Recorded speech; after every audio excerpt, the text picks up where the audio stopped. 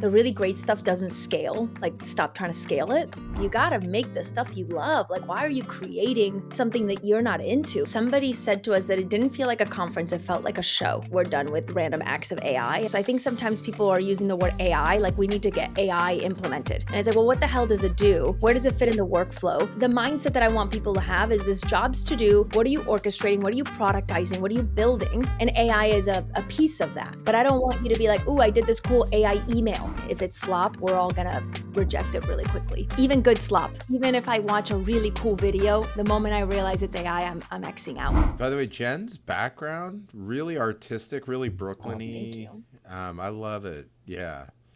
I'm going to rank backgrounds. Matt's is the worst. 0 for sure, yeah. Not even on the board. Sam's is the second worst. Yeah. Mine's second. At least Sam's is moody. I've got an orchid. Yeah, there's something kind of moody about it. Yeah. There's just awful 70s wood paneling. It was covering. No, that sounds rad. I would say. Oh, well, yeah, bring it out.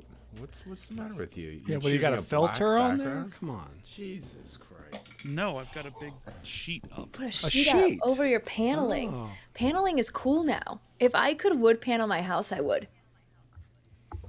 Oh, look at that. You'd use these panels. Send them to me. I would say, so ranking wise, let's see, who else had good background? Sloan. She had good. She has lots of Sydney's got too. a great. Yeah, she's got a great background. Yeah. Adam Robinson's background, because I mean, he basically operates out of a studio. So Yeah. it's like a set. He's on a set. Does that count? I don't know. Maybe we should A have for more effort. like, yeah, but like this is how Jen's living. Yeah. Man. Correct. Like that's This is just she's normal. keeping it real. This is just who I am. You don't see all of my garbage. Or Is that a nude? Yeah, she's got. Yeah, I was gonna well, say that's she's got artistic rendering of plants. She's got plants. She's got a tasteful nude. Yes, tasteful nude. And then a little What ghost. is the black and gray? Oh, it's a ghost. Little ghost boy. We love it. That's just, it's only green because it's the reflection. That's a mirror. Oh Lord. Wow. All right, I like it. It's definitely up there as a Nice. top notch. From ABM to PLG, from Medic to MedPick, the world of business is constantly evolving. We'll cover the who, what, where, when, why, and most importantly, how you get the transaction. I'm Matt Amundsen, and he's Craig Rosenberg. Let's get started. All right, so Jen is now a multi-time guest. Oh my Yes. gosh, it's true. That is just awesome. A return. Yeah. And let's see, it hasn't been that long. Well, I guess it was last year, right? But like, so, we made this call where we're like, if we have a great guest, what stops us from bringing them back anytime we want? Let's run it back. Yeah. And so that's why we're like, Jen, come back. She's like, yeah, all right, yeah. And it would have been earlier had I not. I think I had canceled. All right, You canceled the one, I canceled the one, and here we are. Yeah, well, we like that. At least we're even. All right, so format. Let's talk about. So, well, first of all, it's funny. I'm just assuming everyone knows Jen because you're on the show before, but she is the OG of RevOps, right? Yeah. Isn't that what you call yourself? Nimbly is the OG RevOps agency. I guess I could be OG RevOps, I suppose. But well, it was the first time I'd heard the story was at your amazing event. So first of all, let's just say one of the best go-to-market events I've ever been to. We got to dig. Nimbly. We got to dig into it. You want to dig in because I would love to. Actually, you know what? That marketers need to hear this. Yeah. Because that was amazing. I'll set that up. But just really quick. So she was going through the story. She's like, yeah, and I went to the Topo Summit. Thank you. Yeah. And, sort of was the first time I was introduced to RevOps, and I said, we're going to be the RevOps agency of record. And now she is the OG RevOps agency. Yeah. But definitely one of the best in business, some of the best clients, a go-to for me. It's really easy for me because I'll just text her and she'll give me an answer. I like it when you say she has the best clients because that's not you. only am I a host of the show, I'm also a client. Oh, okay. and a multi-time client. Yes. Yeah. Oh, is that wait a boomerang? Yeah. Yeah. Boomerang, my man. Yeah. All right. Yeah. Um, Yeah, it's funny. Craig, I'm glad that I answer your texts. I also answer your calls. And your phone yeah. calls are some of my favorite phone calls in the world. Craig picks up the phone and he'll be like, "Hey, got a question for you." He'll ask his question. He doesn't say goodbye.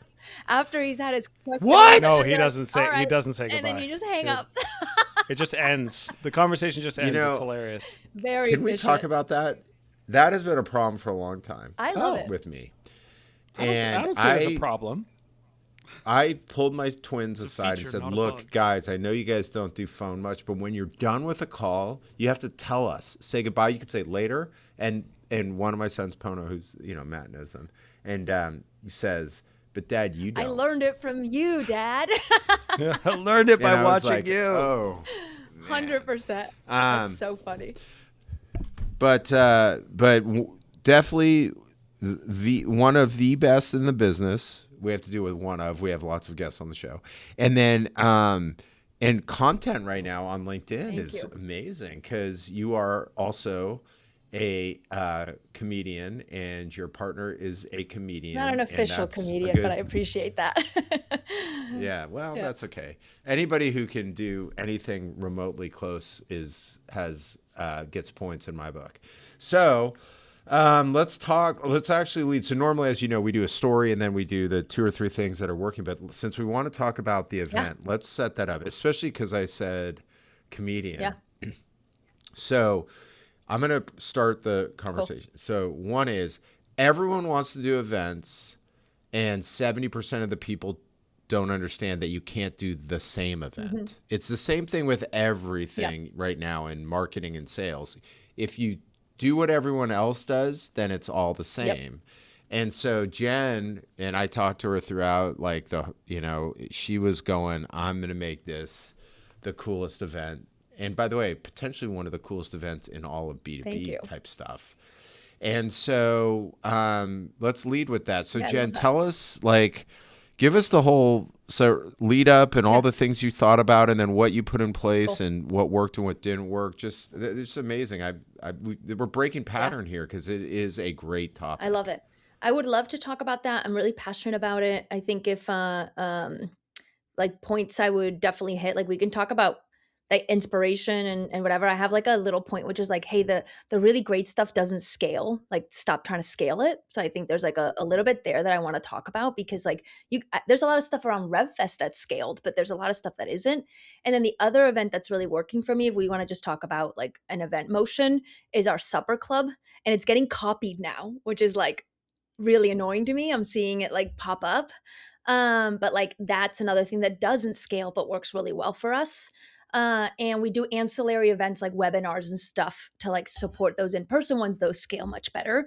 But I do think that that's, one thing. I'm also happy to, depending on where the conversation goes, to talk about like my viewpoint on making content. And like, yes, I do use comedians and I DIY it and it is a little machine.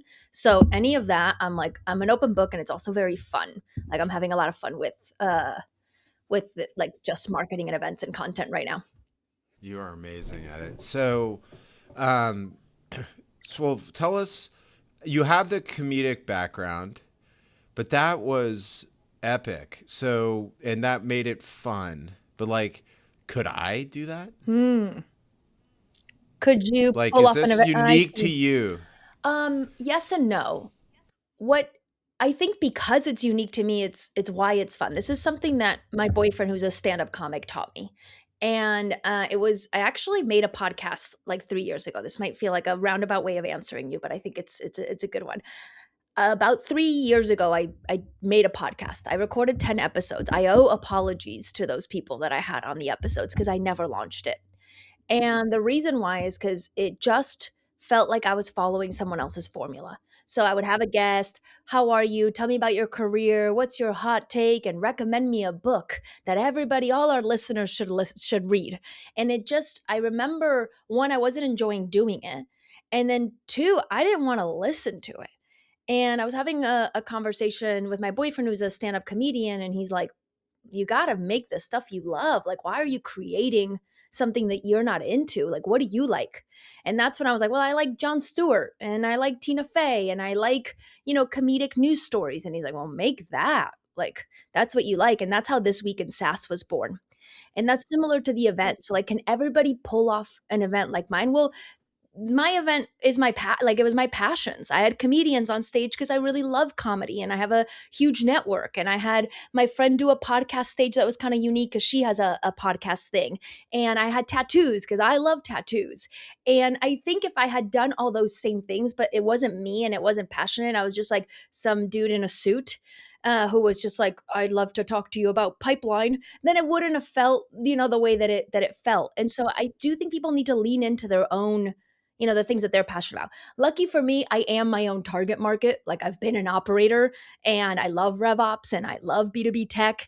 And so like I'm bringing people together that are just like me. Of course, if your target market is so different from you, that's really hard to do. But for the next RevFest, I'm thinking about doing stuff like I really love games and game shows. And man, this is a little bit of a spoiler, but instead of panels or fireside chats, I'm going to rebuild a Tonight Show stage. And I'm going to have like panels like you do on a talk show and have like the CRO of a company come and sit down and I'll interview them. And then I'm going to have their RevOps person come and like we're going to hear from them and I'm going to make them do a little game. And that's just something that I really love and I'm digging in. I'm from Spain. I want to go I don't know if I'm going to be able to pull this off, but I want ham legs. I'm trying to get some people cutting Iberico, like pata negra ham legs. And I'm going to have my friend that sings flamenco do a thing. That's just because I love it and that passion shows through. So can you do it? Yeah, but it's got to be the things you love. Okay. Hold on. Can we dig in on the ham Yeah. legs? So what's with the ham legs? I What love do you mean? the ham legs. Yeah, that's amazing. Yeah, But ham rules. why isn't it taken off here? Oh, well, it kind of ham legs are incredibly expensive in the US. They're like, for the nice ones, they're like $1,500 a pop. So, this time I get to expense it, which is pretty great. And if there's leftover, it's coming home with me. But I grew up in Spain and my dad is like a very like big ham snob. For his 70th birthday, I bought him like a super nice, leg of ham. But I grew up with a leg of ham on your kitchen counter. Always, my boyfriend is like so sick of ham. Amazing. He's like, why is it in Spain really? that like there's ham everywhere? And he's got a joke where he's like, it's not a delicacy if you can buy it on a train. Like you guys are just like obsessed with ham.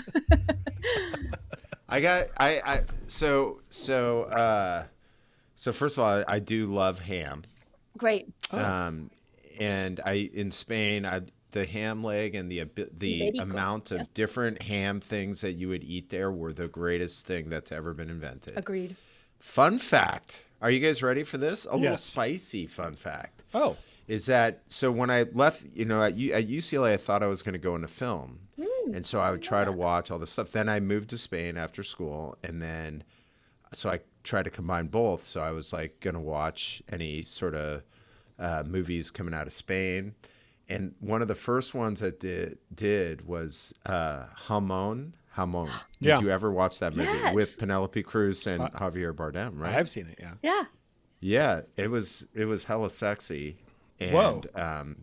Well, no, because the No, I know they've got heat. Moldovar movies are Yeah. and those two, man, they're just like, and you're like, what the hell? And then Cruz came out here, and so did Bardem. I mean, it was like so Jamón. But I always think of whenever someone brings up Spain and ham, I think of Come on. Jamón. Well, if you love Spanish, go ahead. I was just going to say, fun fact, I actually worked at a video store as a teenager. Okay. You were the rewind And- guy? Of course you did. You were the rewind guy? Clerks. No way. I did That's not work at a awesome. Blockbuster. I worked at like an independent. It was called Wendy Kimber Video because it was on the corner of Wendy and Kimber. And my coworker, who is also one of my close friends, was like, dude, we got to pop in Jamón. We Hell just yeah. got to do it. We got to do it. No way. And I'd never seen it before. And we were both teenagers. We were like sophomores in high school. So like the whole point is like you're running movies while you're working in there. And we turned that on, and yeah, that might have been a mistake. It was a very family friendly Yeah. video store. Not that day. Yeah, not that That day. coworker's name, Quentin Tarantino. Yeah, well, Dave Martin, but close. Yeah, Dave Martin, Quentin Tarantino. Well, Jamón. you should watch some Spanish movies by a director. His name is Javier Fesser. Fesser. Okay. And he's my cousin. And he's a very What? famous Spanish movie director. And he's got if you guys saw the movie in the US called Champions, which is like about a special needs basketball team that was Yes. here. Yeah. Woody Yeah. Harrelson. That is my uncle's movie in Spain, Campeones, that got remade here. Whoa. Yeah. What is happening right now? You know what? You got to go That's down it. a little rabbit hole. He's got really beautiful films.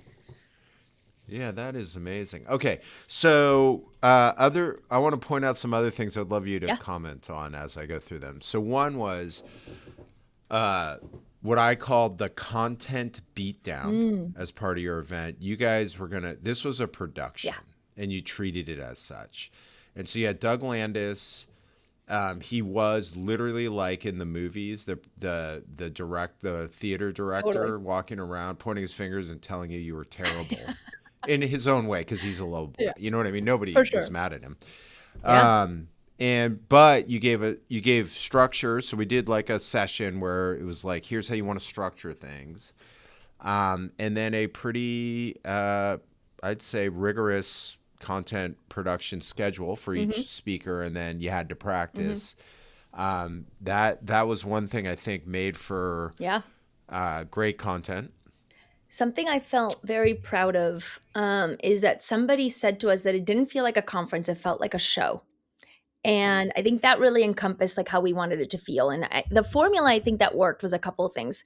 My sister used to run a version of TED Talks in Spain, and it was called Congreso de Mentes Brillantes, Congress of the Brilliant Minds. So I learned from her a couple things, which is they max out the time that a person's allowed on stage to 21 minutes. Because that's how long a human brain, they said, due to whatever research, could really focus on one topic. And, maybe it's less, but we maxed out at 20 minutes. You, Craig, ran the light. But other than you. Oh, no. But we were trying to say, like, look, get to your point, snippy. People just want to learn the thing, show them what it's like, and get off stage. And so we hired a coach, like Craig said, Doug Landis, shout out. He was incredible. We also spent, extra $6,000 to open up the venue the day before. And we had all speakers come the day before. We did a training with them. We did a training before. We went through content, but day of, they ran through. And we did like a physical training on like, all right, when you do numbers, put them out. Like, make sure that people see them. How's your energy? Don't cross your legs. Don't like be awkward. Use the stage. How do you look at the audience and give everybody that ability to kind of be on stage and feel comfortable? And that we didn't have that annoying thing when like a speaker comes on and gets a clicker and doesn't know how the clicker works. And then you spend the first 3 minutes being like, is it? Okay. Yeah. I'm Jen. And we also, did things that were like pretty specific. Like we had the MC introduce the person. So up next on Craig, on stage is Craig. He loves AI. He's the founder of Topo that was later sold by Gartner. He's now at Scale Ventures. He's going to tell you XYZ. He just had his car stolen, whatever, like a fun little story about him so that when Craig comes on stage, he just goes right into his content. He doesn't have to go, hi, everybody, I'm Craig. Here's a little bit about me. And I think that just made it feel like, again, like high energy, a good show. And the other thing is like, man, I've been to some conferences where like clearly that content was done last night. And also, why are the next three speakers, you guys just either said the same thing over and over or opposite things? Like, did anybody think about, that every topic should have been unique and interesting? So I think we did, we're going to use that same formula. We really loved it. God. Okay. Let's keep going. Sorry, Matt. This was the greatest event of all time. No, I mean, I wanted to talk about this because to your point earlier, Craig, like everyone's saying, hey, you need to do events. Yeah. But people are just, in a lot of cases, they're doing the same old event. Right. And they're like, I'm doing events. Why is it not working? And I think this was a clear example of not necessarily like a formula to follow, but I think the way you structured it, conceptualized it, and brought it to life, there's elements that people can take away and recreate in a way that feels authentic to either their brand or to their person. Yep, that is right. So all of this, are you ready? Matt is going to, well, I've already called. So you think, so I call you, I also call Matt. I get fined by his wife for calling too early. I didn't realize I also hang up on him at the end of calls too, but that's okay. Okay, so he knows, but as per your personality and creating. So it was in Bushwick. So like I just did my event out there. I said nothing in Midtown. Great. You went next level on Yeah. that. Put it in I know. Bushwick, which was amazing. It was so edgy. But you wanted something real Brooklyn, right? did. And like, you know, and what was the name of the club was House of Yes? Is that right? House of Yes is an Okay. iconic like gay nightclub. Yeah. So it is a Oh my kooky God. place to bring a bunch It of was. people to. But It reminded me of in horror movies when a kid, and typically an older male or female, they're trying to protect the kid. They're at an old fairgrounds and they enter into a area where all the old carnival shit is. Like, dude, when we did that the session the day before, I'm like, oh my God, dude, this is for real, right? So that's like the venue. The uniqueness of the venue was a big deal, and it didn't deter anybody from coming, by the way, for anybody who thinks that way. or if it did, we didn't hear about it. I'm sure people self-selected, right? But the interesting thing that you know, the biggest feedback that we got, negative feedback about the event, crowded. And Craig had to come to me and be like, this is a good problem. Don't worry about it. Because I was like freaking out because we had a 92% show rate. That's wild. Everybody told me it was like 75. And so I just expected way less people. And so we were scrambling for like more coffee, more food, figure it out. Like there's more people here than we expected. Part of that was good promo and following up. We had a wait list. We told people like cancel. We had maybe like 4 or 5 people pre-cancel and we gave those tickets away. But I think we hyped it up. And I think part of it is like, oh shit, it's a House of Yes. I definitely want to see that. So the funny thing is I did get advice for people. Are people really going to go all the way to Bushwick? You know, whatever. And it turned out, I think that because it was unique is why people wanted to go. Yeah, I totally agree. And then, so you had this area, so you had the stage, if you guys can imagine it, which was literally a classic, right? It's everything you would imagine and a little bit more, right? Because it just is an icon. It's clearly, I didn't even know about it. It's clearly an iconic comedy club. Then we had the area, like sort of lobby-ish area, and then an outdoor. It was raining. It didn't matter. It did not matter. Okay. So you had a massage area, which I hit that. That was amazing. I did too. Tattoo. We had 40 people get tattoos. 40. I did it being like 5 people will get I didn't it. get one. 40. Yeah. So this year I will get Hell one yeah. because I told my kids if I lost 20 pounds, I was getting another tattoo. Let's go. And What are you getting? I'm almost there. Well, I know where I'm going to put it. Chest? I got my arms are taken and back, so I'm just going to go chest. Yeah. It'll be something with the kids. So Craig's going to be shirtless at my event. Awesome. Well, yeah, that's a good point. Yeah, you got to think of the right shirt. I'm into it. Maybe a button up. You just kind of open it. Oh, I like the look that'll of be that. sexy. Yeah, that'll be my LinkedIn profile picture. Your audition tape and then- for Hamon I'm on 2. Part 2. So those things I remember. There was people on stilts walking around. There was this. Okay, let me just go to the business. So those things I remember. But on the business side, I don't know how you facilitated this, but the sponsors had these tables that they were talking. They were all on the dude. You couldn't get a seat out there, and I'm like, oh, it's just everyone hanging. No, man, like these are like legit conversations between RevOps people and vendors. And so I sat at one table. I don't remember who it was. Maybe it was Clay guys. I don't remember. But like, it was like, I'm just going, did you facilitate that? Or was it the event that made that? Because that was nuts. Like there's nobody standing around. Totally. No, it was orchestrated. Okay, So, that was incredible. what we did is we just didn't want booths. We're like, let's just really force our sponsors to get creative and create moments that are really important. And one of the things that we did was table talks. And actually, the thing I would change from last year is we did them later in the day. I'm moving them to the beginning because that's where people meet and it's a chance to like get your networking done when you're not tired. So I'm going to move them to the morning.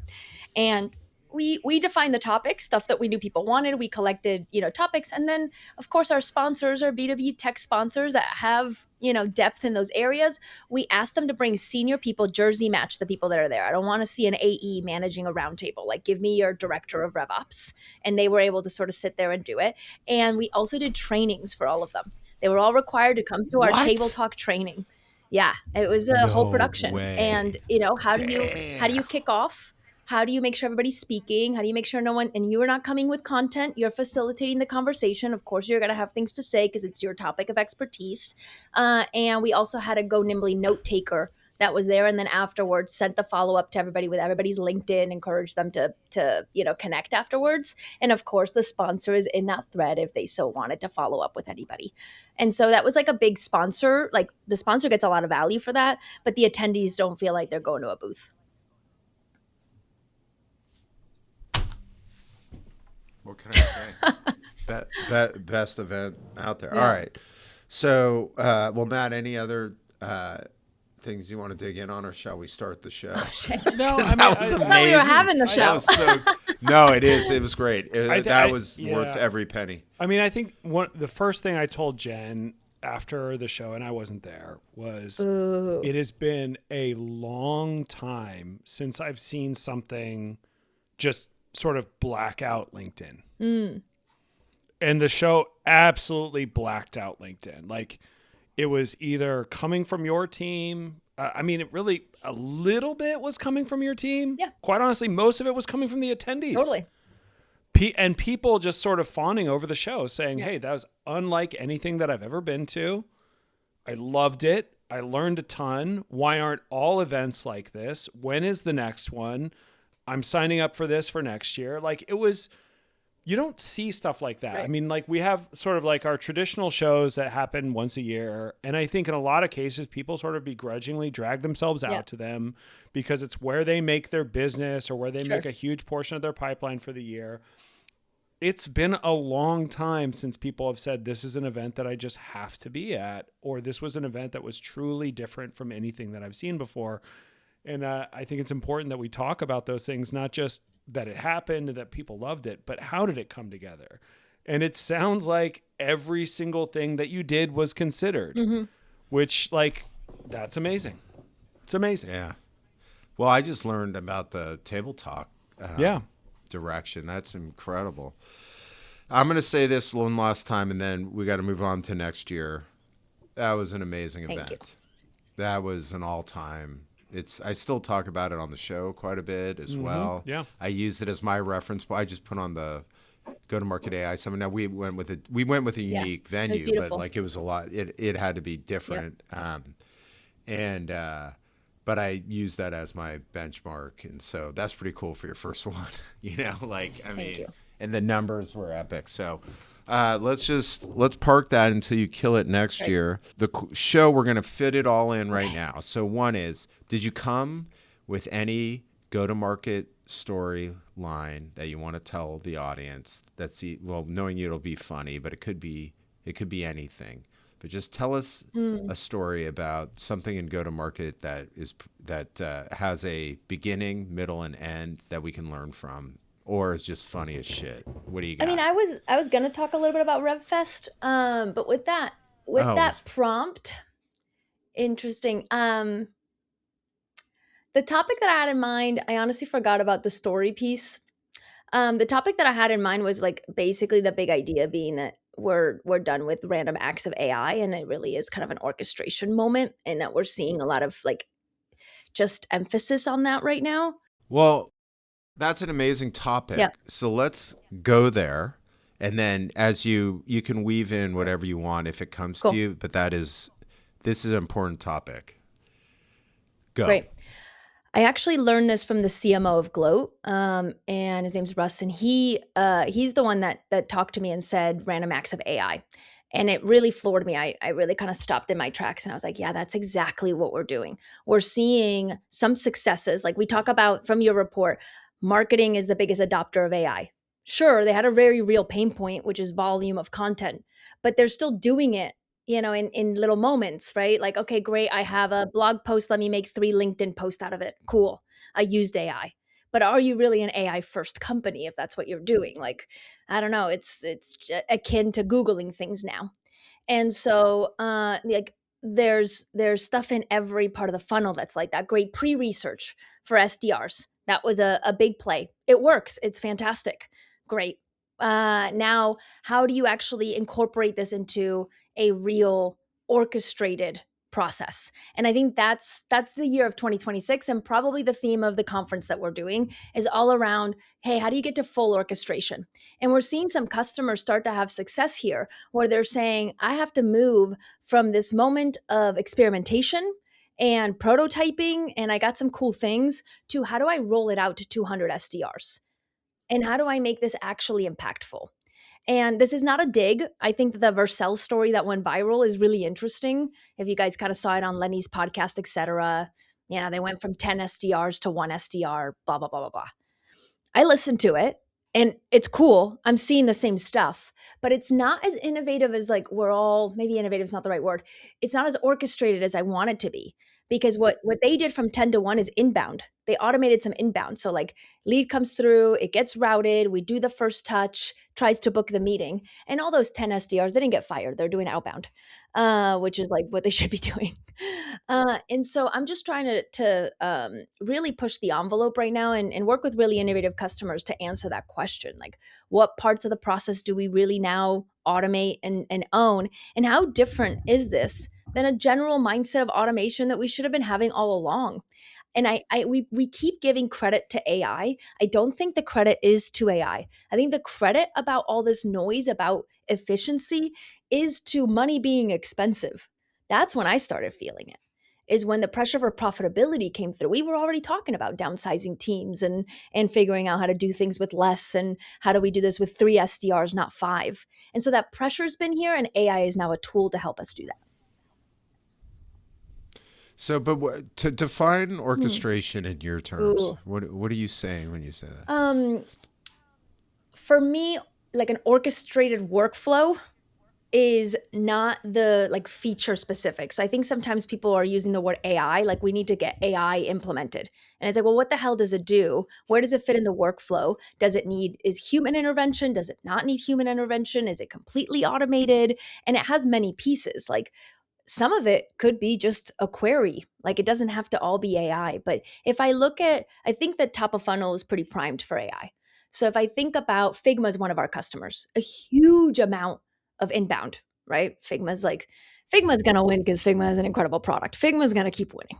But they have an incredible amount of free signups and inbound, etc. And they just can't get to it. Like, there's not enough SDRs in the world to follow up on that. And so how do we orchestrate that? Well, there's a lot of stuff that isn't AI. Bring all that in, categorize it. Is it an existing customer? Is it not an existing customer? Are they using it? How many employees? There's some AI enrichment maybe in there, but it's just like, do you know who this person is? It's routing, get it to the right place. And then, sure, we're using AI for the first touch email. But frankly, a long time ago, we would have used variables and we used dynamic content. But we're trying to give them a very, like, quick, easy first touch so that we can, work on this lead. That, to me, and maybe I'm a little bit of curmudgeon, I do like AI. I think it's cool. We're going to do really fun stuff with it. But the mindset that I want people to have is this: jobs to do. What are you orchestrating? What are you productizing? What are you building? And AI is a piece of that. But I don't want you to be like, "Ooh, I did this cool AI email. I did an AI email. Awesome. To who and why? And is it converting? And what's going on? And what's the next step after that?" So that, to me, would be, if you actually nail that, you would have, like, an orchestrated workflow. Got it. So I have a fun question for you and Matt. Oh, Nice. Yeah. If you could orchestrate anything right now that's not orchestrated, what would it be in your org, not at home? laundry, but Yeah. That's why I didn't ask Sam. I mean, Sam's got a lot of AI in his process with us already, but you can answer it too, Sam, if you want. But let's have Matt go and have Jen grade his answer, and then we'll have you go, Jen. Matt? I would try to orchestrate every interaction to be as sort of unique or personalized, individualized to the person as possible. And what I mean by that is like, if I could, I would serve ads on LinkedIn that's like, you know, hey, Jen, like, here's how Go Nimbly can do X, right? Like, and, you know, you go to a landing page and it's like, hi, Jen, you know, here's a case study for how Go Nimbly could use our product. And like, I know that you do X, Y, and Z, and here's like the use cases that are specific to your business. Like maybe you're on AWS, maybe you're on Azure, maybe you're on GCP, like some way to create something that feels like it's truly for the customer at a level of scale that we can't currently achieve. That to me would be ideal. And that would be everything from like content, like there's been MarTech that has been built to create landing pages like this, to create custom content like this, to create emails and blah, blah, blah, all that stuff. But I think for the most part, like people caught on to the fact that it was like, still pretty generic. It was at best giving you hi, Jen, and you work at Go Nimbly or whatever. But like, how do you create something that's truly crafted for the customer and gives them an experience that actually feels unique to them? That like, I know that's like sort of like a high level answer, but like, I think if the goal is to create something in that way, then what you're going to create is something that people are going to actually want to engage with. What do you think of that one, Jen? I'll give it a B minus. And here's, boo. and here's why. Matt, Matt, and here's yes, why. Here's why. I agree with you. I think personalized content is definitely something that we need to do. I don't know if buyers want exactly what you're saying. Like, I'm not sure that I want to get to your website and be like, hi, Jen, this is how Go Nimbly can do it. Like, Sure. I feel like maybe it's just like a skepticism, or we've seen it, like to your point, not work before. And so I would want to, even ads sometimes that I see Go Nimbly on, I kind of don't like. I'm like, whatever, you put my logo on a picture. I don't really like, you're targeting me almost too hard. It's like sweaty, you know, like from my perspective. Now, the concept that you're talking about, which is, hey, I want to deeply understand you and help you make a decision, help you with a complex problem that you probably have, that I love. Which is, you know, I actually learned this at Scale Ventures event, which is, or I was inspired by deep research being really cheap. What used to cost $50,000 from an analyst firm is now $5. So how are we really like orchestrating this really deep research and understanding? I know, Matt, like I know not only that you worked at DuplaCloud, I know everything else about you. I know the challenges. I know that industry really deeply. So I know the challenges that you're going. I can say these are similar customers that we've solved this before. And now, yes, I want to reach out to you by saying, hey, you probably don't know these things, or this is insight we have that you don't have. And if we think about creating a peak moment for somebody, giving them insight they didn't have before is one of the best things that you can do. There's also connection and surprise and all these other lovely things that you can do to create a peak experience. But one of the ones that I think as B2B that we need to use is, how do I make you smarter? How do I give you something that you didn't know before that you can go bring to your organization and look real smart? I can make you look good. And I think that is like, one of the points again that the speaker made was like, sure, we might flood this. It might become easier. But like, hell, I would rather have an internet full of really useful stuff than an internet full of not useful stuff. The internet's always going to be full. Your eyeballs are always going to be scanning, and might as well be really pertinent to me. Matt, your analysis of her analysis Yeah, of can your you grade B- me? presentation. Is he blushing? What's happening? I mean, what do you want me to say? Like, I just got bodied on my own podcast. Hey man, that was. But I thought it was an and more than an or. It's an and. That's my opinion.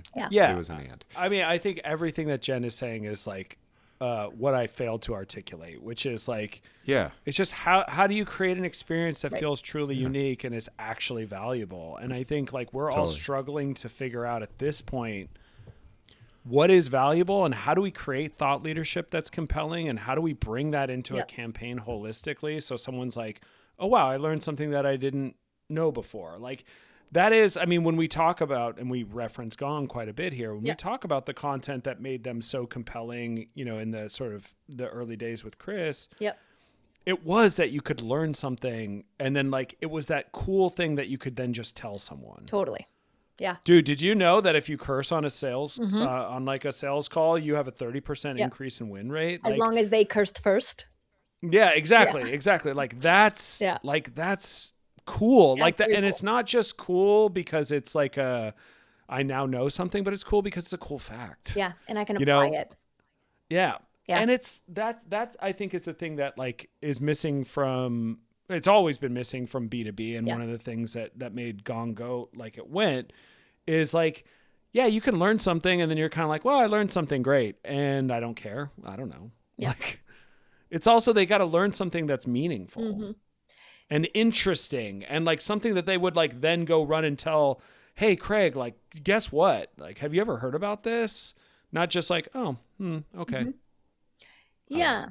And it's, I think what's happening right now, again, if I talk about how right now we're in this kind of like random acts space, which is I can go do that research. I can go put a company in and try to get some deep research and understand that person, where you worked, what you did, what are you passionate about. I can kind of get that. But to go from that to saying whenever a prospect comes to a landing page, it's customized, and I'm confident that the content is not only relevant to them and references the research, but doesn't look like AI slop. And the moment that I think it's AI written, I'm done. Like, we're backing out, and we're seeing that right now. The like social media consumption for the first time ever is down, for like tiny Yeah. percent, Yeah. but it's down. And I think that that's one of the things, this like kind of like, death of the internet thing that folks are talking about. I think we're too addicted, but there is something like, I deleted Instagram because every comment is this AI? I think it's AI. Is it AI? And so we do also have to be careful as we do this kind of work. Do you really need it to be individual by individual by individual? Or can you target me as just like, hey, 100-person consulting company is probably dealing with these things. Here's what everybody else is doing. Here's how you scale. Do you have centralized staffing, already in place? Do you know your billable rate? Here's what the benchmark is. And like that, I eat up. I've been reading a lot of like, how does AI impact consulting companies? What's the future of, AI agencies? What is, I'm reading that very intensely, and it's not for Go Nimbly, but it's like, very much for me. And so I do think that there is also like, we don't have to take it too far to add value, and we have to be really careful not to try to create this whole like AI machine. If it's slop, we're all going to reject it really quickly. Even good slop. I think even if I watch a really cool video, the moment I realize it's AI, I'm Xing out. I've been making a lot of videos on Sora Yeah. and trying to entertain my wife and children with them. Mm-hmm. One of the things I've realized about Sora is if you put yourself in a Sora video, you personally will love it, and everyone else will think it's dumb. Send us one. I'll tell you if it's dumb. You know what? I actually think you should run an end of year campaign where every day you put one up. 12 days of madness. Yeah. Yeah. So Jen, how about you? Like what, you can answer it any way you'd like, actually. I've got a very, like, I know this is very services specific, but I've got like a very real thing, like dream right now, which is I think that when I'm doing discovery at the beginning of a relationship and at the beginning of trying to sell somebody, the thing about services, they're usually coming to us with a big hairy problem that they aren't able to solve, or like their team is struggling, or it's a pretty emotional buy. And what they're looking for is clarity and a path, and that's like, it takes a lot of work for us to put a proposal together, especially if the customer isn't saying, hey, I need help with XYZ. They're going, I have a problem.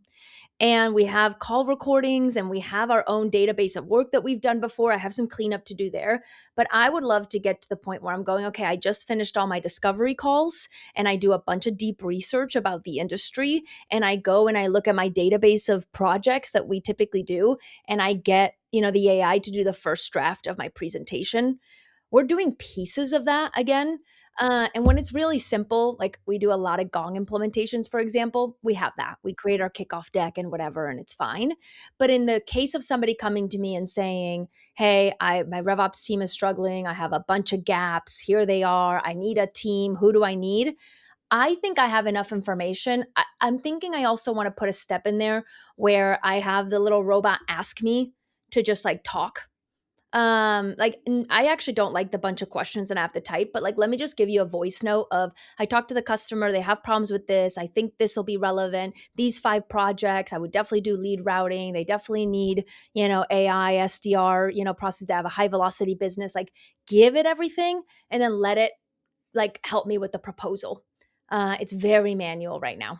Luckily we have big customers, so we might be doing like 5 a month, but it's like 5 at 10 plus hours each. So Sure. that's my dream. Yeah. That's a good one. I like that Matt, dream. your thoughts on that one? I like that dream. Thank you. Why are you calling it a dream? Well, because she said- called I it called a it a dream. dream. Yeah. Oh, That's okay. on me. You took the That's real- on me. I'm just trying to reflect back, her language. It's very nice. It's a good sales tactic, actually. Yeah. Yeah, that's. I think those are both. Yeah, why those don't are you both grade them? Great. Well, I would say. Well, I think they're both good. I think. So I would give you guys both. B plus A minuses. Yeah, but who gets which? you know, It's Matt- bullshit. She gets the A. Thank Yeah. you. Well, Matt wants you sort of, because I put him on the spot, and then you sort of you That's guys true. talked I had it more out time and to figured it out. think. So I gave him credit because the idea is the right place to go there. By the way, for me, I do believe that we're entering into the next phase of AI, which will be more impactful. But I'm also starting to believe that the first part of this phase will be fraught with peril and failure. And it's just because, it's because of what Jen keeps saying, which is you can't just say, let's go do AI. The tenets of being a better business or implementing technology have never changed. You have to take your high-level strategy and outcomes and work backwards from how you work today, and then you figure out strategy, people, process, technology. It's funny, that whole phrase, technology's last. And I've been alive for a long time. So let's say I've been in tech for 25 years. Like, it's always worked better for the person who did the tech last. And they are always the most tech-forward people. That's so interesting. It's interesting. Like, but you're both sort of, so Matt's saying, look, I want to deliver a unique experience to the customer. Okay, well, let's start there, right? Like David, Boscovich, he's done the show, and it's the most popular show. And then we had him keynote, and he was talking about it. He was like, the first thing he did was say, why is everyone telling me this is a best practice? Why are these assumptions? Like, let's just break it all down again. Yep. And then if you look, because he's a tech guy, but if you look and you listen to the way he talks about it, there was so many business decisions first that were supported by AI, like his thing, when he was putting together Prezo, he's like, I got to talk about how he hired a magician. Oh, right. Right. Because, and I was like, oh yeah, you do. Because I think everyone's there to be like, oh, what AI did he use? He said, well, first of all, I wanted to deliver, demos suck, and I wanted to deliver the best demo possible. And who better than a magician? And they brought a magician in to come train the team and help sort of figure out how they're going to demo. And that's business first, AI second, right? And a lot of things second. And, so as you guys were talking, I'm like, that point won't go away. I think we will still be in trouble because we still have you have to become AI first, which I think is the right thing to come from the top, but you can't translate that into random acts of AI, as you guys put it, right? Like that you still want to attack this in a meaningful way. And then both of your examples were reasonable. I mean, these are, you can make ground. But if you tackle it in the wrong way or in a really tactical way or in a feature-centric way, then it will be very hard to have an impact. But you can do these things. I think what the one thing I am very intrigued by is, so it's always been hard in my history of doing sales in MarTech, when it touches the customer, that's when it gets tricky. Totally. It is the holy grail. It is what we want, is to do better with them. So like I've always felt like, look, like RevOps, where Jen lives, like can they like sort of ops AI is, and that to me is like where orchestration lives, right? Like not lives. It's so meaningful. Like what if we just tackled over the next year what a RevOps person does? Not just the tech decisions, but I mean like Neil Harrington, like he just sent me screenshots of how he's using AI. He's using Claude for doing strategic analysis of what's working and what's not working in the sales team. He does all his forecasting through that.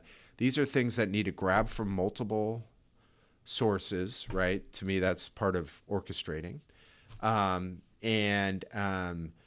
It will save RevOps who have been, they're fire people, right? They are literally, the alarm goes off, they get out of bed and they go create the report for someone. And like AI feels like, and the orchestration you guys bring up, it's always worked better back there, right? Because these guys are the guys who know how to buy technology, but B, they actually are the people that are supposed to make everyone else's lives easier, and their lives are harder.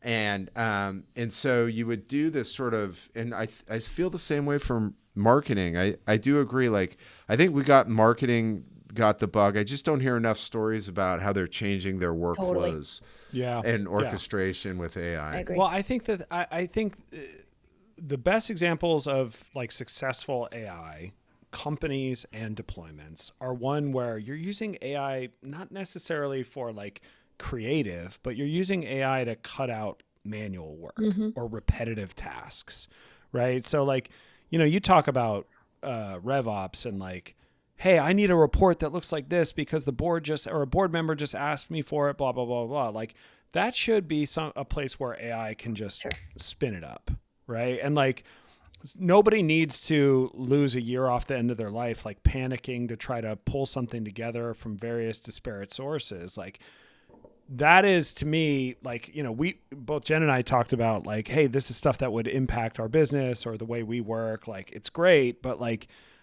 part of why companies like Cursor and Windsurf were so successful is because it just applied AI to the worst parts of development. Right. Like the shittiest part of being a developer, they were just like, yeah, what if we just eliminated that? And people were like, hell yes, please, please, please, please. Yeah. Right. And I think like to truly create like a pull, not push model is like, you have to just look at something that people do on a regular basis that's super painful, that has a big TAM, and just go build an AI for that, as opposed to thinking about like, what is the holy grail of AI where you can just sell like a marketing department to a CEO in a box. Because I don't think that that's going to work. There's a reason why Enrichment is working as AI, right? Because it's been manual and it's been a pain in the ass and it's been really hard to upkeep, and it doesn't touch the customer. Yeah. So speaking of that, and it doesn't even touch the seller. So like, I don't need to go enable anybody. They don't have to change their workflow. I'm basically saying, hey, your data's better now. Yeah. Don't worry about it. And I have new data points, and now you can do your job better. Right. And I'm removing the like, I don't trust this field. Is this even right? Skepticism. And like, that's a really good scenario where like end to end, it's working across all of our customers. Go ahead and get AI enrichment, and automation in place. And then you get into, SDR, like AI SDR, fully agentic, and I don't have anybody where it's working. I have pieces. I have an AI email, and I have routing, and I have like some recommended next steps, but I don't have it in the background working like a lot of companies, say that it is. Yep. Yeah. Agreed. Yeah. I am thinking this is a really great conversation that we have to end right now, just because we're out of time and I have to run down. But I'm kind of not speechless, but I'm really thinking about what I really need to think through my sort of talk track on phase 2 based on what you guys just said and what we just talked about. Yeah. I would be happy to talk more. Yeah, we should. I'm really also trying to figure this out. Yeah, we really should. Because I was serious. This idea of like, I think phase 2 is here, but like we are going to run into the same problems is real. More Tati, because you guys are sophisticated. Is that you, Jen? Is your mic? That's me. I'm touching. Sorry. Yeah. It's okay. It's okay. Normally I'm the one making the weird sounds. So yeah, we gotta pick this back up. So I want to bring a couple updates. So one is, if you want to learn how to run a real event that translate into real customer love and prospect love, you should study what Jen did for RevFest. And next year there's RevFest. Good luck getting in. But you should try. And then the second thing is the era of orchestration and what that means. And I think, man, there's a lot to think about and talk about here. I actually think it's way more exciting. And I got nervous as you guys were talking. So that is a good sign for the market. Everyone, as the resident oracle of these things, when you get nervous and excited at the same time, that's a good sign. Because you're about to be really disruptive. And so one other thing I would mention here, which is the thing that we sort of all came down to, and I brought up the sophistication of Matt and Jen, is, they do, even when they were talking about AI, they were still talking about it in terms of business problems. And that, I know I mentioned that before, but I do want to close with that, which is, that will be the flaw, is if we keep viewing it as a toy and saying, well, you can AI everything, instead of taking your most important initiatives and doing that, then you'll probably be unsuccessful. And then I will leave one other thing that kept coming up, which is Sydney Sloan's thing, which is that decision should come from what your customers want. Yeah. Now that would be different than what I said, except that's not true. If you can free up time to figure out how to serve customers, then you will do better as a result. Right now, we still run around plugging leaks and creating reports at 1 a.m. So, Jen, thank you for coming on again. You'll be back soon. Maybe we'll do a Spanish movie podcast. Let's Matt, go. think about that. Maybe some, Hey, actually one more comment before we go. I was so excited to stream Spanish TV shows on Netflix, and the algorithm feeds them. I don't like them. Oh. Okay, I'll send you a list. Okay, please do, because a lot of them I watch, first of all, 40% have the same actors. Number two, that's true. there's a little bit of soap opera-y type of play, and I don't like that. Oh. And I know that Spanish movies are so much more nuanced that I'm kind of disappointed in the TV show. So yes, you have to send me the list. I will. Do it. All right, guys, take the rest of the day off. Let's do it. Thanks for joining us for another episode of The Transaction. Craig and I really appreciate the fact that you've listened all the way to the end. What are you actually doing here? For show notes and other episodes, please visit us at thetransactionpod.com. Like and subscribe on Spotify, Apple Podcasts, or any other place you get your podcast from. Either you have walked away from your podcast device, or this is playing somewhere in the background. Someone in your house would really like for you to shut this off now.